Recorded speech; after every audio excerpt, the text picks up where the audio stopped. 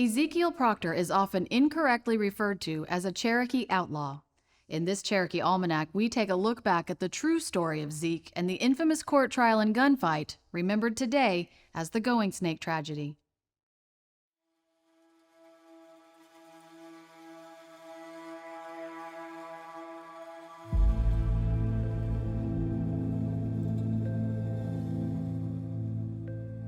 There were rifts between the families, the Becks and the Proctors.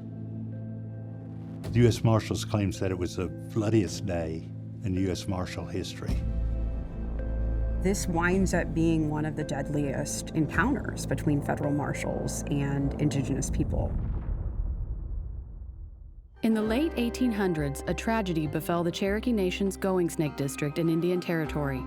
It all began on February 13, 1872, when a man named Ezekiel Proctor paid a visit to the Hildebrand Mill near modern-day Flint, Oklahoma. Ezekiel Proctor was born in the 1830s in the old Cherokee Nation. He was actually a small child whenever he traveled with his family on the Trail of Tears. His family were Union supporters during the American Civil War, so he fought with the Union during that war. Zeke was also a farmer here in the Cherokee Nation, and he was well-liked and respected by a lot of the community members. Zeke Proctor's been termed many times as an outlaw, but he actually was a law-abiding citizen who served the Cherokee Nation in various offices and was never an outlaw, as he is so often termed as being. Zeke's intention was to confront the owner of the mill, Polly Beck, and her husband, Jim Kesterson. The Beck-Proctor feud is at its height during the American Civil War. One family had supported the Confederacy, the Becks, and the Proctors had supported the Union side of things. It is not clear as to why Zeke Proctor went to the mill in February of 1872. It has been stated that he had been accused of stealing cattle by the Hildebrand Beck family, and he had gone to confront them on that issue. It's much more likely that he went to confront Kesterson, who had been married to Zeke's sister, abandoned her and the children, and Zeke had to go rescue her and bring her back to the Proctor family farm. The exchange quickly became violent, and Zeke drew his pistol, aiming at Kesterson.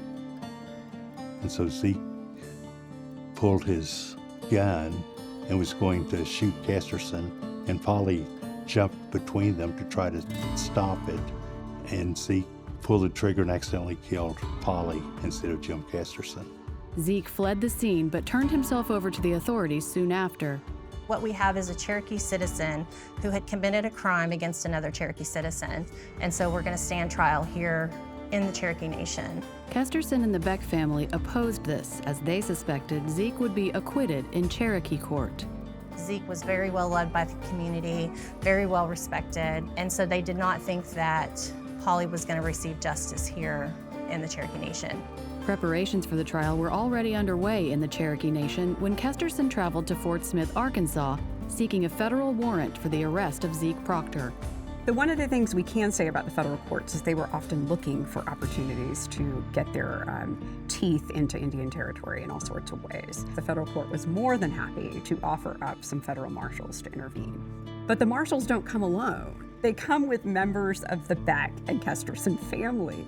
So then you've turned what is a legal body into arguably a vigilante group. The Cherokees knew that there was going to be issue with all of this, and so they actually moved the trial from the courthouse to a one-room schoolhouse that had one entry in and out.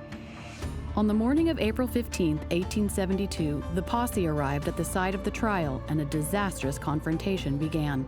According to most accounts, as White Subback entered the courtroom, then he immediately pulled his gun and started opening fire against Zeke Proctor. And then the Cherokee Nation deputies within the courthouse then returned fire.